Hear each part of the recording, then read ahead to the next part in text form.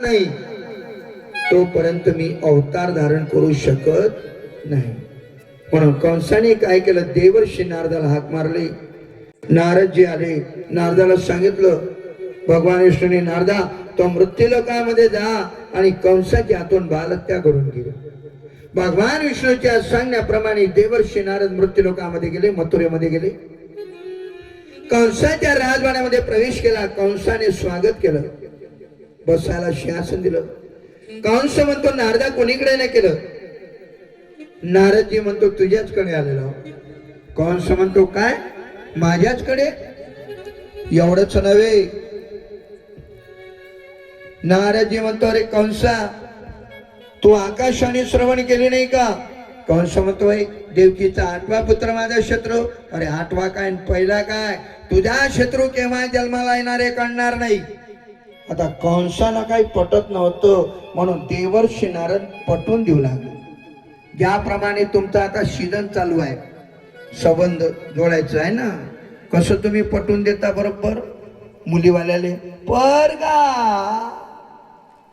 चेचरवाडीतला 1 number असा मुलगा तुम्हाला चेचरवाडी शोधून मिळणार नाही, आणि त्या मुलाची गॅरंटी मी घेतो. स्वतः घेतात महाराज. अरे आपलीच तर आपल्याला गॅरंटी नाही, तर दुसऱ्याची का घेता हो? बरं, इकडून तिकडून लग्न झालं आणि मुलीवाल्यांना समजलं की मुलगा तर दारू पिते, मग मध्यस्थीलेच पकडत असते. का तुम्ही तर लय गॅरंटी दिली होती, आम्हाला समजलं की मुलगा दारू पिते, मग काय पेत नसते काय? पिता है गंबुलाने को. नारदानी बरोबर पटवून दिलं. कसं? 8 खडे घेतले, टेबलवर ठेवले, लाईन मध्ये. कंसाला बोलावलं, कंसाला सांगितलं, हे खडे किती आहे? म्हणे 8. असं समज हे देवकीचे 8 पुत्र आहे. आता 1 नंबरच्या खड्यापासून मापाला सुरुवात कर. 8वा कोणता होईल? म्हणे शेवटचा. आता 1 नंबरचा खडा सोडून दे, 2ऱ्या नंबरच्या खड्यापासून मापाला सुरुवात कर. आता कोणता होईल? 8वा 1 नंबरचा. आता 2 सोड, 3ऱ्यापासून सुरुवात कर. आता कोणता होईल? 8वा 2 नंबरचा. असं पटवून दिलं. कंस म्हणतो, नारदा बरं झालं तू आलास, नाहीतर माझा प्राण गेला असता. नारदानी काल लावली, नारदजी निघून गेले. कंस धावत धावत बंदी शाळेमध्ये आला. देवकीच्या पुढे जाऊन उभा राहिला आणि देवकीला म्हणाला, देवकी पुढे आहे तो माझा शत्रू. देवकी म्हणाली, दादा आताच तू याला जीवदान देऊन गेला आणि आता म्हणतो की शत्रू आहे. कंस म्हणतो, देवकी तेव्हा मी मूर्ख होतो, आता शहाणा झालेला. कंसाने कोणताच विचार केला नाही. देवकीच्या मांडीवरलं त्या मुलाला घेतलं, बंदी शाळेच्या बाहेर नेलं, घर घर घर घर घर घर फिरवलं आणि शिलेवर आपण प्राण घेतला. महाराज, असे कंसाने देवकीचे 7 पुत्र मारले. किती? तुम्ही 7च म्हणता काय? 6 पुत्र मारले. किती? 6. मला एक सांगा, देवकीच्या डोळ्यासमोर कंसाने देवकीचे 6 पुत्र मारले. किती दुःख असेल देवकीला? एवढं दुःख आपल्याला आहे का? मी तर हेच म्हणतो, जेवढं दुःख देवकी मातेने सहन केलं तेवढं दुःख आपल्याला नाही. लय सुखी आहे बरं का आपण, लय सुखी आहो. कोणताच त्रास नाही, सर्व रेडीमेड आहे ना, रेडीमेड. पहिले इतिहास 15 जणांचा खटला चालवा लागे आमच्या आईले. सकाळी उठल्याबरोबर जात्यावर दळण लागे, बरोबर आहे ना आई? स्वयंपाक वगैरे सर्व करून शिदुरी बांधून टोपलीत किंवा घमिल्यामध्ये घेऊन डोक्यावर शेतात जा लागेल. आता जाता काय तुम्ही? आता बघतो बापा, इतकं मला काम आहे, थोडाही वेळही भेटत नाही. कोणतं काम आहे सांगा बरं? सकाळी उठल्यानंतर जरी तुमचा छोटासा मुलगा असेल, कान्वेंटला जात असेल, बापा त्याचा टिपण करून द्या लागते. म्हणजे टिपण, त्याच्यात पोळ्या किती असते? एखादी पोळी आणि एवढीशी भाजी आणि नांदा दुनियाभराचा काम आहे. अरे जे आमच्या आईने कष्ट सहन केले एवढे कष्ट आता त्यांनी आता सर्व रेडीमेड आहे. तुम्ही म्हणाल महाराज होय पहिले मसाला कशावर हा उरोटा पाटा होता ना त्याच्यावर. आता आहे काय हा आता बापा मसाला काढायचा मिक्स छनात बिलकुल. तरी पण भाज्या बैकून जातात.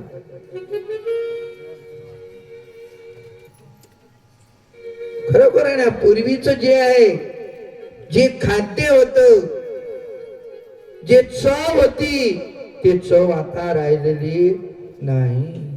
काय आमच्या आईच्या आजच्या भाज्या धरला का टाकू आमच्या म्हाताऱ्या आईच्या हातची भाकर खाऊन बघा आणि यांच्या हातची बघा असे तोळा लागते जातात.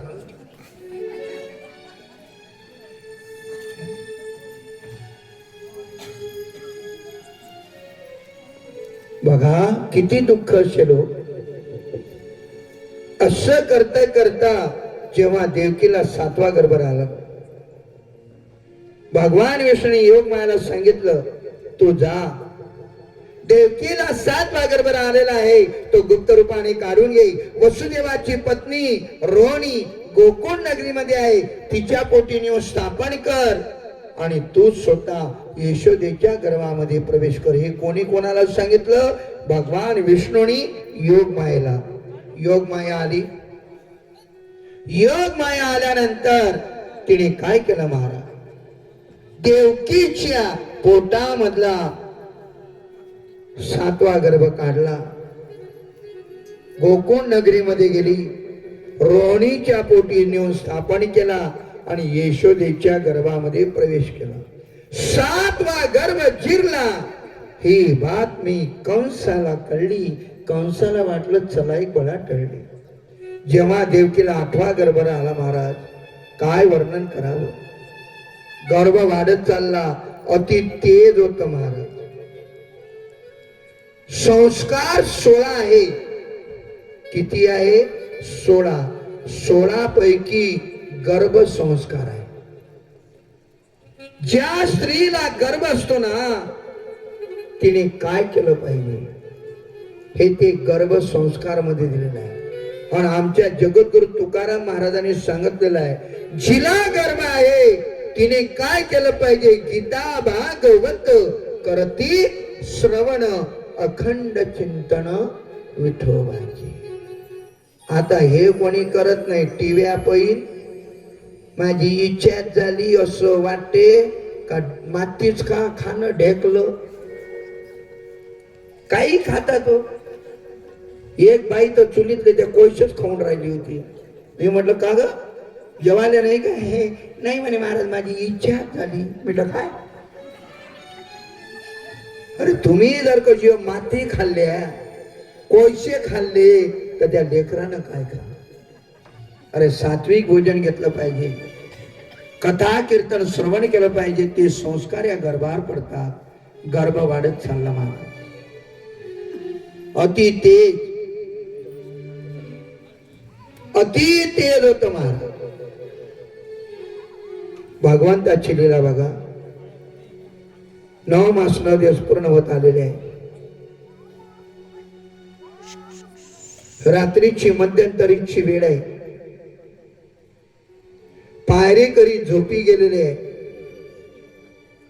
वसुदेव देवकीचे नेत्र बंद आहे. आणि भगवान विष्णूने काय केलं 8 वर्षाचं बालक रूप धारण केलं. शंख चक्र गदा हातामध्ये आणि बंदी शाळेमध्ये हळूहळू प्रवेश केला. कोणी? भगवान विष्णूने. बंदी शाळेमध्ये प्रवेश केला.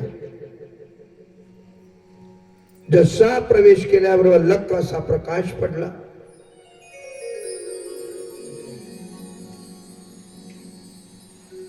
प्रकाश पडल्यानंतर वसुदेव देवकीने आपले डोळे उघडले, पाहते तर साक्षात भगवंत. तेव्हा भगवान विष्णू म्हणतात, किती वर्षाचं रूप धारण करून आले? 8 वर्षाचं. शंख चक्र गदा हातामध्ये. भगवान विष्णू म्हणतात, वसुदेव बाबा, देवकी माते घाबरू नका, मी तुमच्या पोटी अवतार धारण करेल, परंतु जेव्हा मी अवतार धारण करेल तेव्हा तुम्ही मला येथे ठेवू नका. नंदाच्या घराला,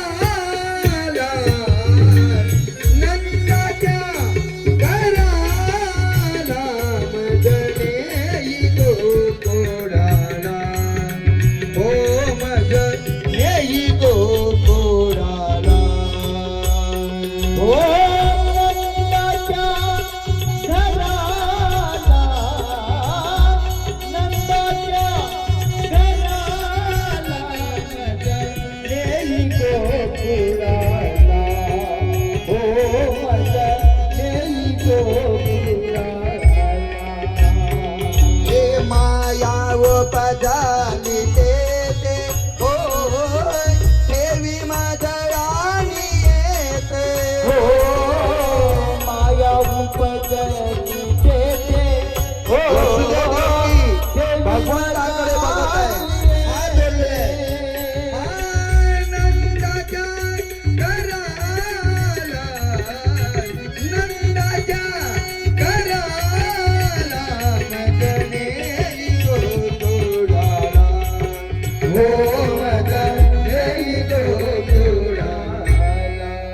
वसुदेव देवकी म्हणतात, देवा तुम्ही म्हणता ते बरोबर आहे, कारण भगवंत काय म्हणतात, जेव्हा मी अवतार धारण करेल तेव्हा तुम्ही मला इथे ठेवायचं नाही.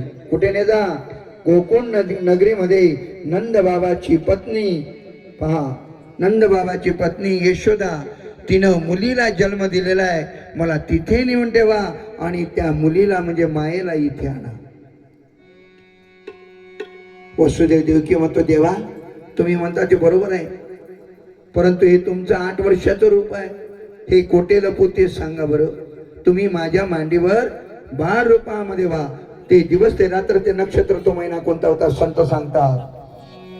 दशरथी मारिला तोची होता मास, वर्षा ऋतू असे कृष्ण पक्ष, वर्षा ऋतू असे कृष्ण पक्ष, वर्षा ऋतू असे कृष्ण पक्ष. दशरथी मारिला तोची होता मास, वर्षा ऋतू असे कृष्ण पक्ष, वर्षा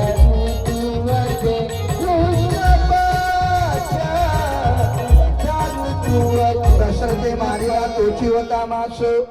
दशरथ राजाने कोणाचा वध केला होता माहितच नाही का? कालच बघितलं ना तुम्ही, श्रावणाचा, श्रावण महिना रोहिणी नक्षत्र बुधवार दिवस तिथी अष्टमी और रात्रीचे किती वाजता? मध्यंतरी 12 वाजता 8 वर्षाचं बालक रूप धारण करून आले भगवान विष्णू. देवकीच्या मांडीवर बाळ रूपामध्ये झाले गोपाळ कृष्ण भगवान की जय. वसुदेवाने काय केलं? उठून उभे राहिले.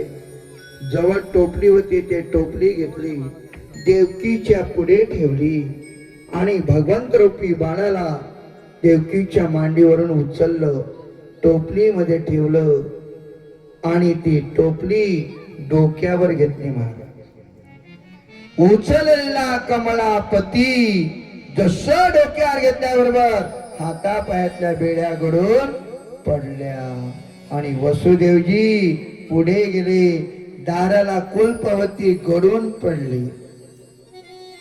मंद मंद पाऊस पडत होता. शेषजी आले, छत्री धरली, नवे नवे तर आकाशामध्ये चंद्र होता आणि वसुदेवजी निघाले. कुठे? गोकुळ नगरीकडे. घाबरले नाही, कारण डोक्यावर कोण आहे? कोण आहे? कृष्णाने नामविधीकरण व्हायचंच आहे, भगवंत आहे. अरे त्याच्या डोक्यावर भगवंत आहे. आणि ज्याला खरोखर गुरुचा आशीर्वाद मिळालेला आहे, आई वडिलाचा आशीर्वाद मिळालेला आहे तो कुठेच अडत नसतो महाराज. म्हणून डोक्यावर घ्यायचं असेल तर भगवंताले घ्या. ए पुरुष मंडळींनो, तुम्ही कोणाला डोक्यावर घेता?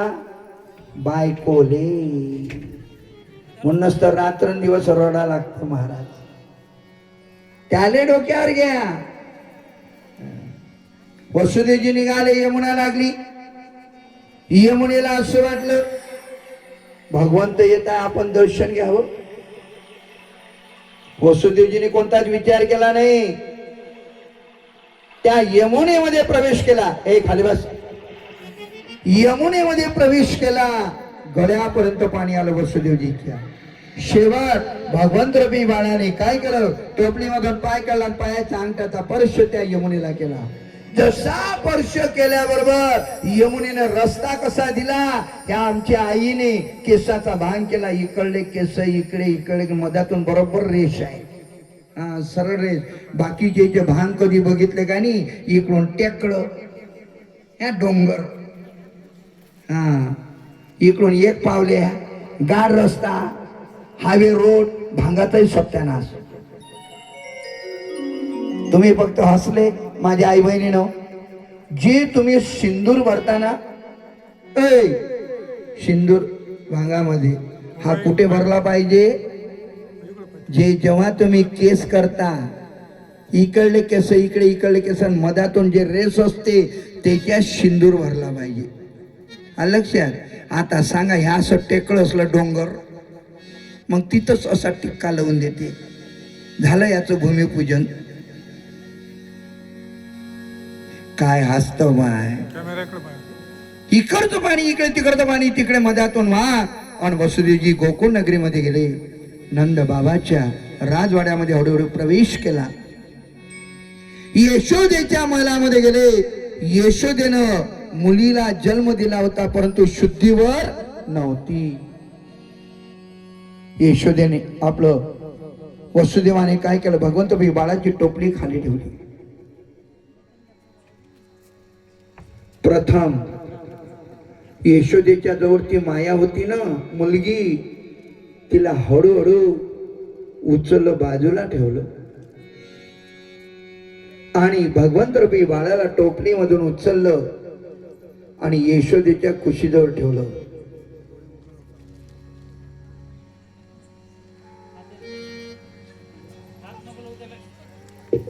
आणि वसुदेवाने काय केलं? त्या मायेला टोपलीत घेतलं, टोपली घेतली डोक्यावर.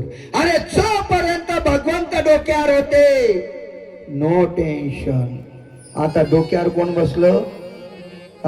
माया. विचार करत करत निघाले. तेवढ्या यशोदेच्या जवळ जे श्याम वर्णाचं जे मूल होतं, भगवंत रूपी बालक, त्यानं रडायला सुरुवात केली.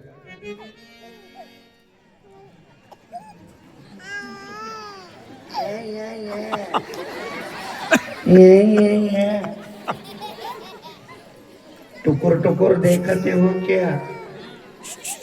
यशोदेला जाग आली. यशोदा उठून बसली, मांडी मारली आणि भगवंत रूपी बाळाला जवळ घेतलं. यशोदेने मुलाला. तेवढ्या नंद राजाच्या 2 बहिणी आल्या. नंदा आणि सुनंदा यांनी बघितलं. आल्याबरोबर आजूबाजूला जाऊन बसल्या. नंद बाबा सुद्धा आले. यशोदेला पुत्र झालेला आहे ही बातमी गोकुळ नगरीमध्ये पसरली. आणि त्या गोपिका एकमेकीला काय सांगतात महाराज? गवळण म्हणती गवळणीला, गवळण म्हणती गवळणीला, म्हणती गवळणीला, गवळण म्हणती गवळणीला. पुत्र झाला यशोदेला, पुत्र झाला यशोदेला, पुत्र झाला यशोदेला, पुत्र झाला यशोदेला. सांगती गवळणीला, गवळण म्हणती गवळणीला, गवळण म्हणती गवळणीला, गवळण म्हणती गवळणीला. किती आनंद महाराज! गोकुळीच्या सुखा अंत पार नाही लेखा. इतका आनंद महाराज. सर्वांनी आपापल्या जागेवर उभं राहा. सर्वांनी आपापल्या जागेवर उभं राहा. हो यजमान उभे राहा. नाचा लागते बर. हा, कारण वसुदेवाने भगवंत रवी बाळाला यशोदेच्या कुशीजवर ठेवलं आणि मायेला टोपलीमध्ये घेऊन वसुदेवजी निघून गेले. तेव्हा यशोदेच्या जवळ कुशीजवळ जे भगवंत रवी बाळ होतं त्यांना रडायला सुरुवात केली होती आहे ना. आणि यशोदेला जाग आली, मांडीवर घेतलं. तेव्हा सर्वांना नृत्य करायचं आहे. किती आनंद आहे महाराज. रडू नको बाळा, अरे मी पाण्याला जाते. रडू नको बाळा. सर्वांना नाचायचं आहे. अरे मी पाण्याला जाते, पाण्याला जाते, पाणी घेऊन येते. पाण्याला जाते, पाणी घेऊन येते. रडू नको बाळा, मी पाण्याला जाते. रडू नको बाळा, मी पाण्याला जाते. पाण्याला जाते, पाणी घेऊन येते. पाण्याला जाते, पाणी घेऊन येते. रडू नको बाळा, मी पाण्याला जाते. रडू नको बाळा, मी पाण्याला जाते. पाण्याला जाते, पाणी घेऊन येते. पाण्याला जाते, पाणी घेऊन येते. रडू नको बाळा, मी पाण्याला जाते. रडू नको बाळा, मी पाण्याला जाते. पाण्याला जाते, पाणी घेऊन येते. पाण्याला जाते, पाणी घेऊन येते.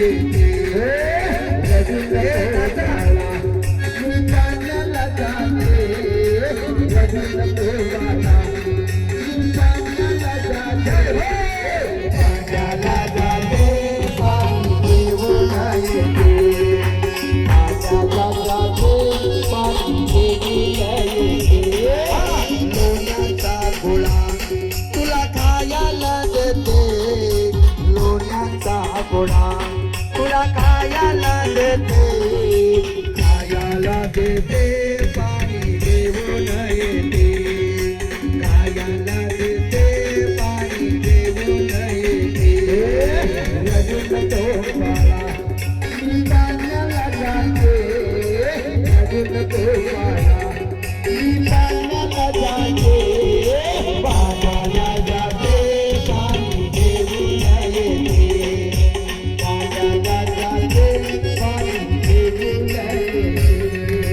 चांदीचा भवरा तुला खेळाया देते. चांदीचा भवरा तुला खेळाया देते.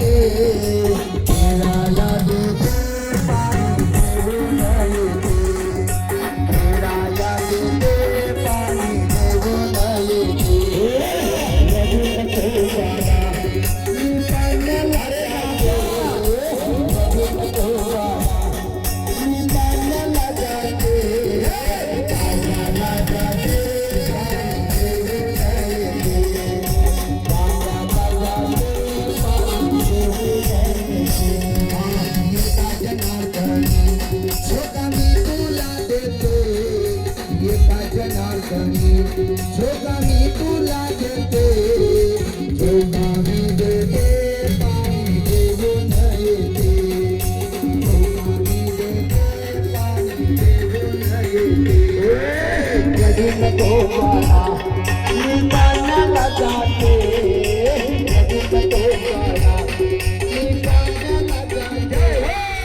पाण्याला जाते, पाणी घेऊन येते.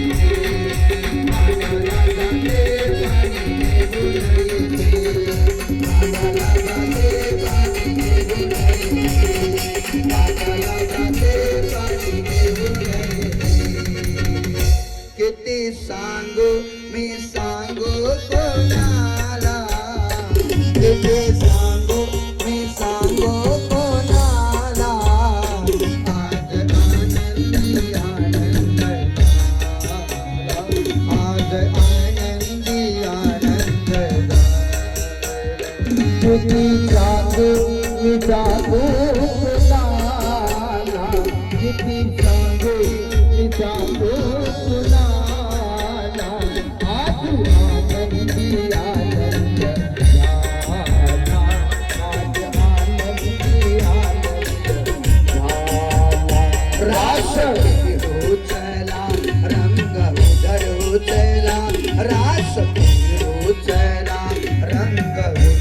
रुतला आला आला जगाला किती सांगू मी सांगू कोणाला किती सांगू मी सांगू कोणाला आज आनंदी आनंद झाला आज आनंदी आनंद झाला अष्टमीच्या रात्री यमुनेच्या काठी गोकुळी रगतले अष्टमीच्या रात्री यमुनेच्या काठी गोकुळी रगतले देऊळ हसू गालात नाचू गाऊ गालात पैजंग खेळतले अष्टमीच्या रात्री यमुनेच्या काठी गोकुळी रगतले देऊळ हसू गालात नाचू गाऊ गालात पैजंग खेळतले गाना दिसतो हसून गोपियाला नसून गाना दिसतो हसून गोपियाला नसून नव्या नवरीचा शृंगार केला आज आनंदी आनंद झाला आज आनंदी आनंद झाला रंग उतरून चला रास फिरून चला रंग उतरून चला आला आला गाना किती सांगू मी सांगू कोणाला किती सांगू मी सांगू कोणाला आज आनंदी आनंद झाला आज आनंदी आनंद झाला परंतु वसुदेवजी निघाले खाली बसा सिट डाऊन वसुदेवजी निघाले डोक्यावर टोपली आहे टोपलीमध्ये ती माया आहे विचार करत करत निघालेले आहे मथुरेमध्ये प्रवेश केला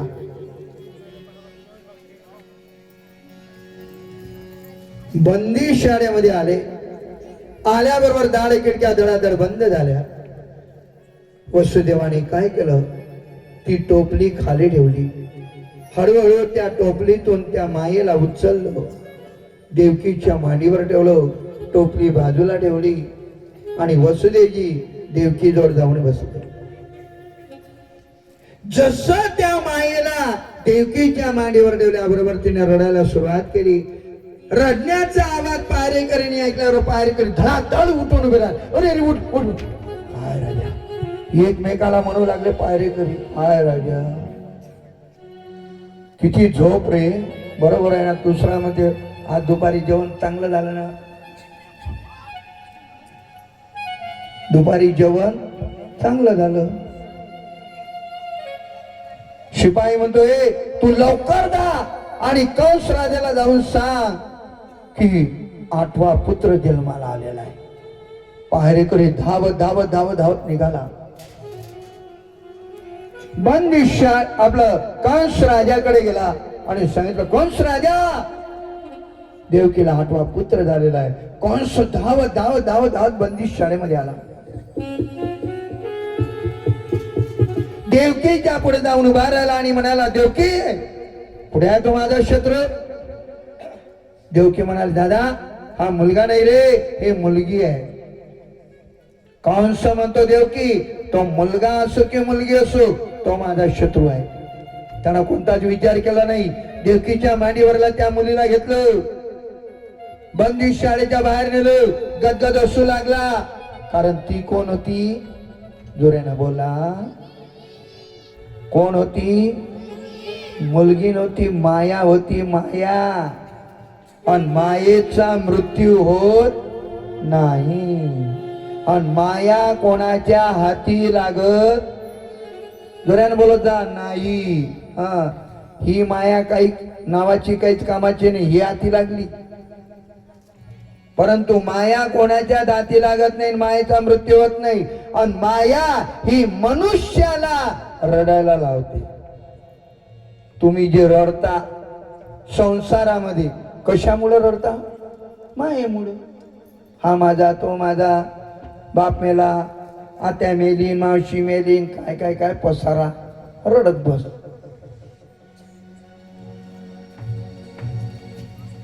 कंसाने तिला हातावर घेतला आणि गदेवर असू लागला. एवढंच नव्हे तर कंस म्हणतो, ए तूच ना मला ठार मारणारी, आज बघतो तू कशी जिवंत राहत होतो. तिचे 2 पाय धरले, बंदिशाळीच्या बाहेर नेलं, गरगर गरगर फिरवू लागला, शिलेवर आपटणार, हातातून निष्ठून गेली, अष्टभुजा रूप धारण केलं. कंसाला चेतावणी करताय, तृष्ट कंसा, अरे तू मला का मारतो? तुला मारणारा माझ्या आधी या पृथ्वीवर जन्माला आलेला आहे. गोपाळ कृष्ण भगवान की जय. तुझा लागी वधी उपजला माझे आधी. कंस विचार करू लागला, महाराज काय करावं. आकाशवाणी झालेली आहे. कंसाला चिंता लागली महाराज. काय लागली? चिंता. चिंता आणि चिता फरक पहा किती आहे. अनुस्वार आहे ना, ची वरला अनुस्वार काढला चिता, अनुस्वार दिला चिंता. एक अनुस्वार अर्थ बदलतो. जी संस्कृत आहे ना, ही संस्कृत ही साधारण नाहीये. आता तर कोणी वाचतात हो, ओम भट स्वाहा, थांब थुम थुम थुम काही म्हणत राहतात, अर्थ माहित नाही, उलट दोष लागते. लक्षात ठेवा, ज्यानं संहिता घ्यावी त्यानं संस्कृत वाचावी. आता कोणी वाचता, कारण एक अनुस्वार अर्थ बदलतो. उदाहरणार्थ, बापाच्या बापाले तुम्ही काय म्हणता? बापाच्या बापाले आबा, आबा म्हणता ना, आबा. आता आवर अनुस्वार द्या बरं, आवर अनुस्वार द्या, आबाचा काय बनला? आंबा. एक अनुस्वार अर्थ बदलून देते मला. म्हणून चिंता ही मनुष्याला जिवंतपणे धाडते आणि चिता मेल्यानंतर. चिंता से चतुराई घटे, चिंता से चतुराई घटे, दुख से घटे शरीर, अरे पाप से घटे लक्ष्मी, कह गए दास कबीर. एवढी मोठी गीता, गीतेचा सार काय आहे? व्यर्थ क्यों चिंता करते हो? अरे तू कशाला चिंता करतो? तू फक्त सत्कर्म कर. चिंता करणारा तो बसलेला आहे. सकळ जीवांचा करतो सांभाळ. नको खेद करू कोणत्या गोष्टीचा. खेद म्हणजे चिंता. कंसाने सभा भरवली, सभेमध्ये प्रश्न मांडला की माझा शत्रू जन्माला आलेला आहे, असा कोणी वीर आहे का की माझ्या शत्रूचा शोध करून त्याला ठार मारेल?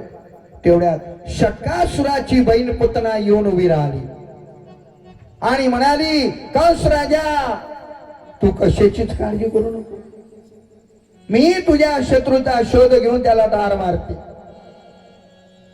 कंस म्हणतो, पुतणी तू अशी जाशील काय? अशी जर चेचरवाडीत गेली तर तुला लाता भुक्क्या मारून काढून दे. पुतणा म्हणाली, राजा मी अशी जाणार नाही. लगेच तिने सुंदर स्वरूप धारण केलं महाराज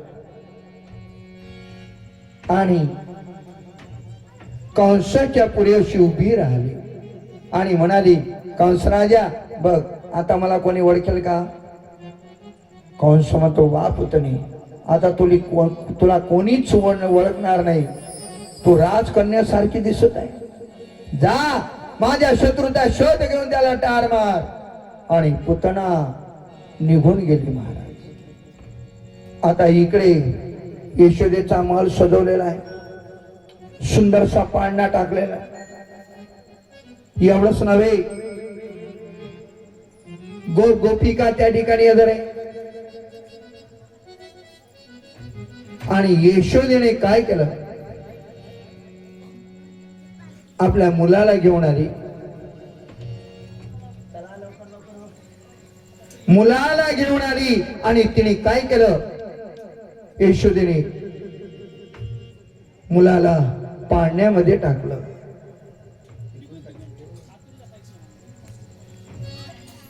नवे तर अफाट अशी गर्दी होती महाराज, अफाट अशी गर्दी होती. कोणाची, गोपिकेंची. किती आनंद हो, गोकुळीच्या सुखा अंत पार नाही लेखा. श्रुती सुद्धा त्या आनंदाचं वर्णन करू शकत नाही, तर आमच्यासारखा काय करणार. मध्ये पाम राशी काय तोर पण पायी शिवाण पायीवर. तेवढ्यात ही पुतना आली.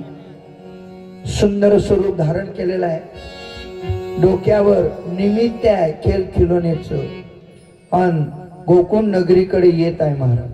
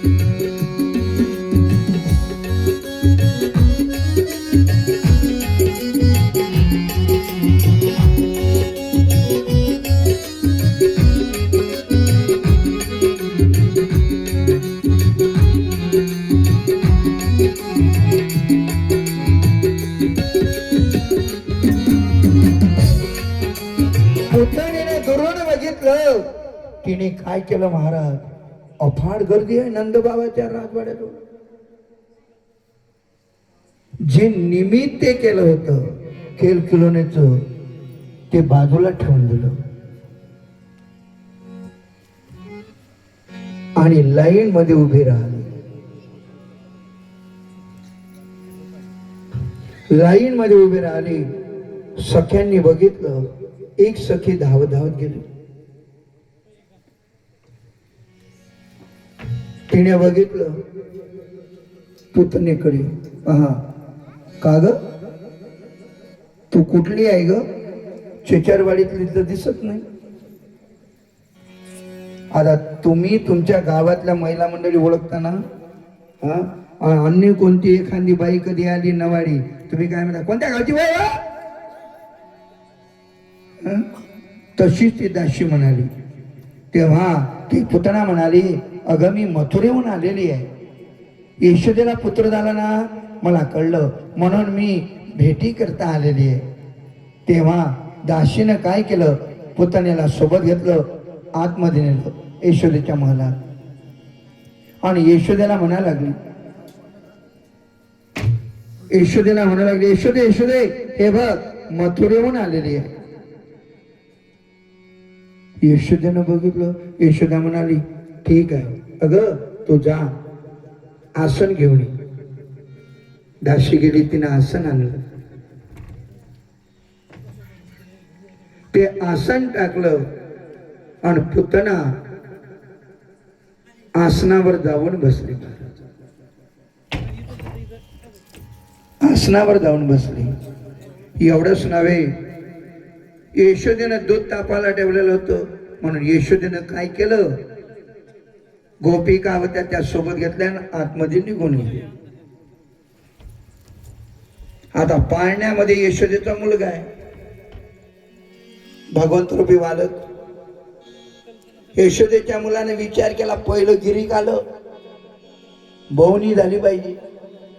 अरे दुकानदाराने दुकान उघडल्यानंतर जेव्हा गिरीक जाते आणि गिरीक दुकानदाराला म्हणते 1 किलो साखर उधार दे, तो देते काय, तो म्हणते पहिले बोवणी कर. तसंच भगवंताला वाटलं, यशोदेच्या मुलाला पहिलं गिरीक आलं आणि बोवणी करून घे म्हणून निमित्त केलं, रडू लागला. तेवढ्यात ती पुतना उठली, पाण्याजवळ गेली आणि बघू लागली. अल्लल्लल्लल्ल बाळा, रडतोच का? हे बघ, मी तुझी मावशी आलेली आहे, येतो का तू माझ्याकडे? आणि पुतना काढू लागली. आणि भगवंत रूपी बाळक यशोदेचा मुलगा म्हणतो, ओ मावशे, घेऊन तर बघ आणि माझा चमत्कार बघ. पुततेने काढलं, आसनावर जाऊन बसली, मांडी मारली. आता इकडे पुतणेने काय केलं होतं माहित आहे का? जातांनी स्तनामध्ये विष भरलं होतं. काय भरलं होतं? विष. आणि अष्टमीच्या रात्रीला जे मुलं जन्माला आलेले होते त्यांना विष पाजून त्यांचा प्राण घेत होते.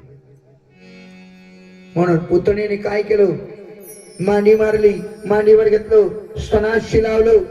भगवंताने विचार केला, ही मला स्तनपान करत आहे. जी स्तनपान करते ती आई असते, बरोबर आहे ना?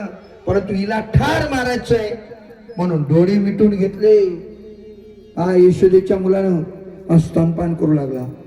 त्या पुतणीच्या स्तनामधलं विष ओढलं, दूध प्राशन केलं, रक्त शोषण करू लागला. तेव्हा पुतणेचा जीव कासावीस झाला आणि पुतळा म्हणाले, बाळा बाळा मला सोड, माझा जीव कासावीस होत आहे. यशोदेचा मुलगा म्हणतो, ओ मावशे, रंगबाजी करू नको, ज्याने मी धरत असतो त्याला सोडत नसतो. शेवट पुतणीने अक्रार विक्रार रूप धारण केलं, उंच भरारी मारली, दूर जाऊन पडली. तिची लांबी रुंदी किती होती ते तुम्हालाही माहित नाही आणि मलाही माहित नाही. ती होती वासना. भगवंताने काय मारली? वासना मारली. महाराज काय मारली? वासना. तुम्ही म्हणाल महाराज वासना कशी मारली? मनुष्य प्राण्याला 10 इंद्रिय आहे, 11व मन आहे, 12वी बुद्धी आहे, 13वी वासना आहे. लक्ष का तिकडे दिला? 10 इंद्रिय, 11व मन, 12वी बुद्धी, 13वी वासना. वासना मारली, बुद्धीले काहीच करायला लागत नाही. कारण जसं मडक्याले बूळ नसते, बूळ असते काय ते इकडे गलंटे तिकडे गलंटे, तसंच बुद्धीले बूळ नाहीये. मग त्याच्या आधी आहे मन. आणि मनाचं रूप धारण करून मामडभट जाऊ लागला. कंस विचार करू लागला, पुतणेचा वध झालेला आहे, माझा शत्रू गोकुळ नगरीमध्ये आहे, काय करावं? सभा भरवली. सभेमध्ये प्रश्न मांडला. तेवढ्यात मामडभट येऊन उभा राहिला. कंस राजा, तू कशाचीच काळजी करू नको, तुझा शत्रू कोकण नगरीमध्ये आहे ना, मी त्याचा शोध घेऊन त्याला ठार मारते. कंस म्हणतो, मामडभटा तू जा आणि माझ्या शत्रूला ठार मारून. मामडभट निघाला. मथुरे आपलं गोकुळ नगरीमध्ये प्रवेश करू लागला. जातक बघा,